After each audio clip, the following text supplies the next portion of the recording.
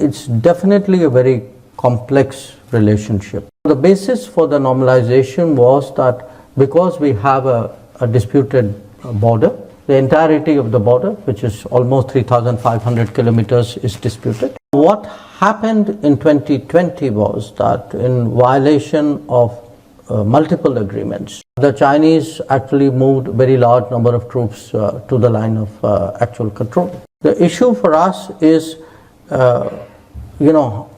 why they have disturbed that peace and tranquility, why they moved those troops. I would say roughly, you can say about 75% of the disengagement problems are sorted out. Trade has got affected and the exchanges have got affected. So it is not normal, I mean, to put it very politely. Any radical shift or change or presence in the Indian Ocean is something we will take into our security calculus. Of course, one key question is about the relationship between India and China. We have seen difficult moments in the Himalaya on the border. We see a kind of competition in the Indian Ocean. How would you describe the relationship between China and India? I'll need a lot of adjectives. I mean, it's definitely a very complex relationship because if you look at it, these are two civilizational states. They have a long history. They are also states who at various points of time in history were very big in the global economy, in the global society. They had bad periods in their history. Both of them are reviving, are rejuvenating in a way. And also as civilizational societies, they are, their borders, their identity, their interests, these are getting more sharply defined, which happens in a more modern age. And they are the only two countries which have a population of more than 1 billion. And what happens normally when any country rises is it has ripple impact on the neighborhood.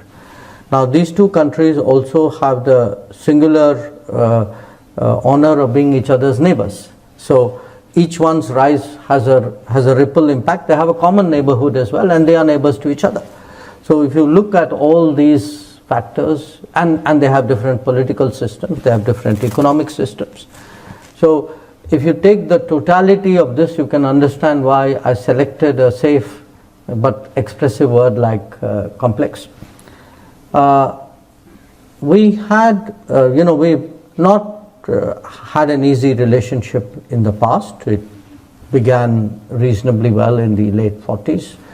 There were frictions in the 50s. There was a war in 1962. Then there was a period really from the late 50s till for about 15 years we didn't have an ambassador. We sent back an ambassador in 76. But it was only in the late 80s that really the relationship, you can say, normalized. Now the basis for the normalization was that because we have a disputed border, the entirety of the border, which is almost 3,500 kilometers, is disputed and is being negotiated. So the basis obviously for a good relationship, or I would say even a normal relationship, was that there would be peace and tranquility in the border. So after things began to take a better turn in 88, we had a series of agreements which stabilized the border. Then trade began, more contacts, politicians, generals, tourists, all what normally neighbors do.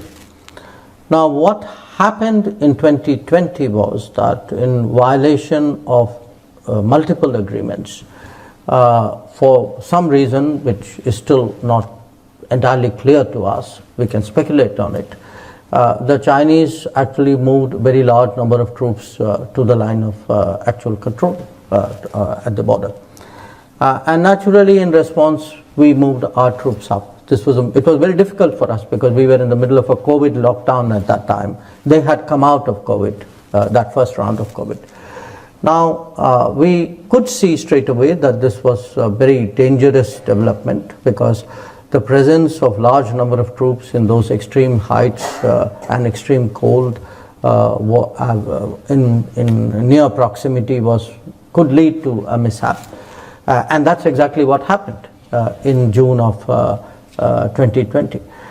So the issue for us is, why they have disturbed that peace and tranquility, why they moved those troops, and how do you now deal with this very close-up situation? So we've been negotiating now for close to 4 years, and the first step of that is what we call disengagement, which is that their troops go back to their normal operating bases and our troops go back to our normal operating bases, and where required we have an arrangement about patrolling, because both of us patrol regularly in that border, because as I said, it's not a legally delineated border. Those negotiations are going on. We made some progress. I would say roughly, you can say about 75% of the disengagement problems are sorted out. We still have some things to do. But there's a bigger issue that, if both of us have brought forces close up, and in that sense, there's the level of militarization of the border has increased. How does one deal with it? I think we have to deal with it. But in the meanwhile, after the clash, it has affected actually the entirety of the relationship, because you can't have, violence on the border and then say the rest of the relationship is insulated from it.